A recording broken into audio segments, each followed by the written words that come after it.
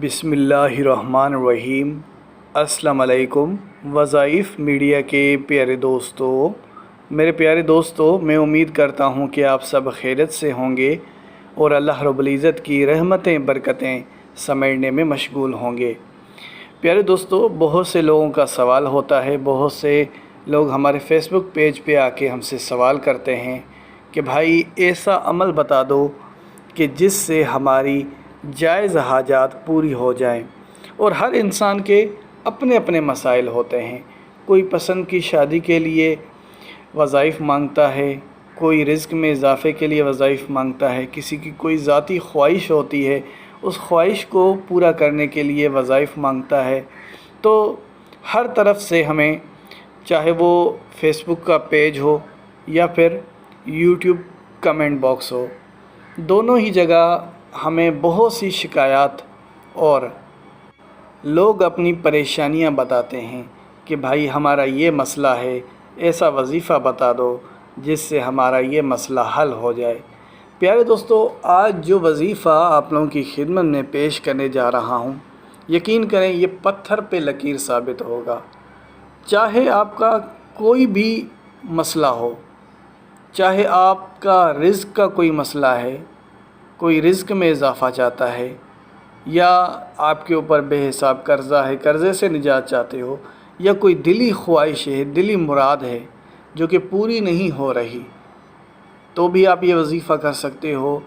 کوئی مشکلات ہے، پریشانیاں ہیں، دکھ تکلیفیں ہیں، رنج و غم ہے، ہر صورت میں یہ وظیفہ آپ کے لیے کام کر جائے گا۔ لیکن شرط یہ ہے، یہ وظیفہ پورے ایمان اور یقین کے ساتھ کیا جائے، اور جو ہم نے آپ کو طریقہ کار بتانا ہے اسی طریقہ کار کے مطابق آپ نے یہ وظیفہ کرنا ہے۔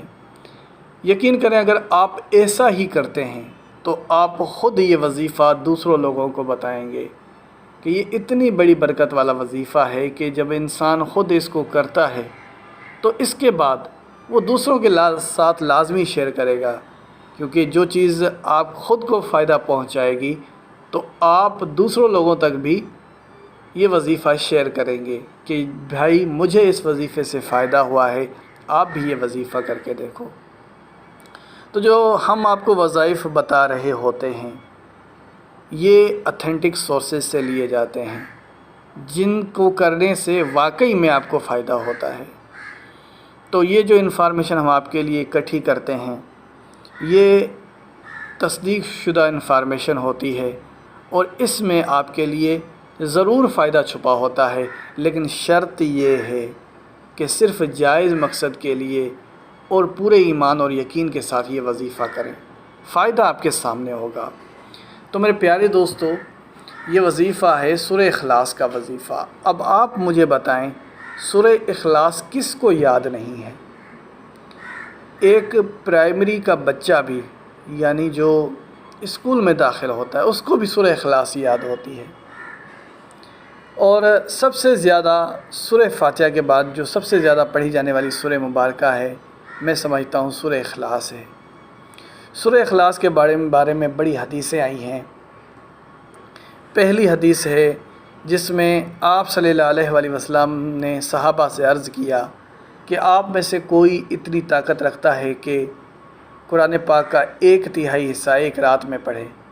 صحابہ سب پریشان ہو گئے۔ صحابہ نے کہا، یا رسول اللہ، ہم میں سے کون اتنی طاقت رکھتا ہے کہ ایک رات میں قرآن پاک کا 1/3 حصہ پڑھے؟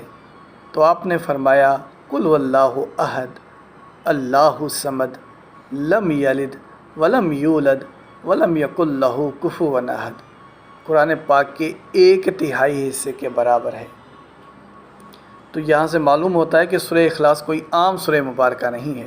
بہرحال یہاں تو ہم آپ کو جو وظیفہ بتا رہے ہیں وہ سورہ اخلاص کا نہیں ہے، بلکہ سورہ اخلاص کی ایک چھوٹی سی آیت کا ہے۔ اور وہ آیت کیا ہے؟ اللہ الصمد، قل اللہ احد پہلی آیت، دوسری آیت اللہ الصمد۔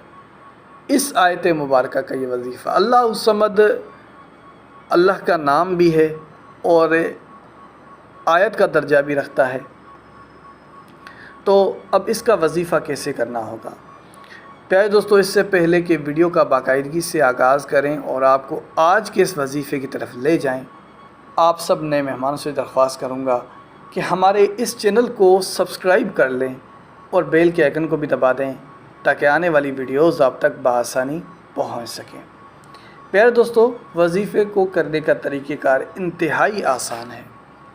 سورہ اخلاص جو کہ سب نے ماشاءاللہ سے پڑھی ہوئی ہے، اس کی دوسری آیت مبارکہ یعنی اللہ صمد، اس کا اپنے وظیفہ کچھ ایسے کرنا ہے کہ جب آپ عصر کی نماز پڑھ لیتے ہیں، 4 رکعت فرض آپ نے عصر کی نماز پڑھی، اس کے بعد آپ نے وہیں پر بیٹھ جانا ہے اور اپنی انگلیوں کی پوٹوں پر ایک ایک کر کے آپ نے اللہ صمد کا ورد کرنا ہے اور ٹوٹل آپ نے 60 مرتبہ اللہ صمد پڑھنا ہے۔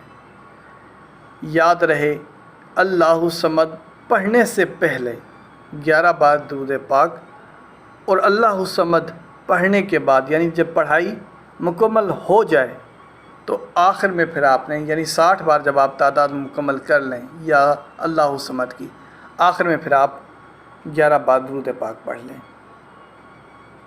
یہ وظیفہ آپ باوضو حالت میں کریں گے، لیکن اب ظاہر سی بات ہے اگر آپ نماز پڑھتے ہیں، عصر کی نماز پڑھتے ہیں، اس کے فوراً بعد یہ وظیفہ کرتے ہیں تو 99% لوگوں کا وضو برقرار ہی ہوگا۔ اگر کوئی کسی شخص کا وضو ٹوٹ گیا ہے تو دوبارہ سے وضو اس کو کرنے کی ضرورت ہے، دوبارہ کر کے وضو اور یہ وظیفہ آپ شروع کر سکتے ہیں۔ خواتین کے لیے یہ ہے کہ وہ بھی عصر کی نماز کے بعد ہی وظیفہ کریں گی، باوضو حالت میں کریں گی، لیکن مخصوص ایام کی حالت میں یہ وظیفہ کرنا جائز نہیں ہے۔ صرف آپ پاکائی کی حالت میں ہی یہ وظیفہ کر سکتے ہو۔ اچھا، بہت سے لوگوں کا سوال یہ بھی ہوتا ہے کہ کیا ہم زبانی بس اللہ صمد پڑھ کے یہ وظیفہ کریں یا قرآن پاک سے دیکھ کر؟ تو جو آپ کو اچھا لگے، جو آپ کو مناسب لگے، آپ وہی کریں۔ اب چاہے تو قرآن پاک کھول کر پڑھ لیں تو یہ زیادہ بہتر رہے گا، کیونکہ حدیث پاک میں آتا ہے کہ جو لوگ قرآن پاک کو پڑھنے میں اتنا مشغول ہو جائیں کہ انہیں دعائیں مانگنے کا بھی ٹائم نہ ملے تو اللہ رب العزت ان کی دعاؤں کو خود بخود قبول فرما دیتا ہے، ان کو دعا مانگنے کی بھی ضرورت نہیں پڑتی۔ تو قرآن پاک کو کھول کے پڑھنا، اس کا ایک الگ ہی اجر و ثواب ہے۔ بہرحال یہ وظیفہ آپ بغیر قرآن پاک کو کھولے ہوئے یعنی صرف اللہ صمد پڑھتے ہی کر سکتے، اس میں بھی کوئی حرج نہیں ہے۔ صرف فرق یہ آ جاتا ہے کہ وہاں آپ کو زیادہ فائدہ ہوتا ہے، ثواب بھی ملتا ہے قرآن پاک کھولنے کا، اور یہاں صرف آپ وظیفہ کرتے ہو۔ تو میرے پیارے دوستو، اسی کے ساتھ اجازت چاہوں گا، اپنا بہت سارا خیال رکھیں۔ اللہ حافظ۔